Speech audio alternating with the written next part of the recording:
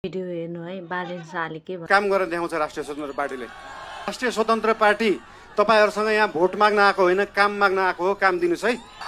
आँखा हेर्न पर्दैन, काम हेर्नु होला। म धेरै बोल्दिनँ। तपाईहरुलाई आज यहाँ आएर भेट्न पाइयो, धेरै खुसी लागेको छ। म धेरै बोल्ने मान्छे होइन। राष्ट्रिय स्वतन्त्र पार्टी तपाईहरुसँग यहाँ भोट माग्न आएको होइन, काम माग्न आएको हो। काम दिनुस् है।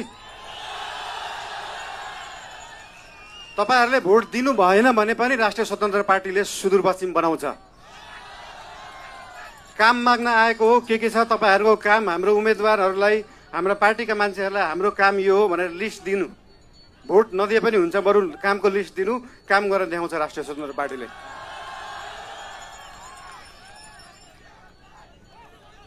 हजुर,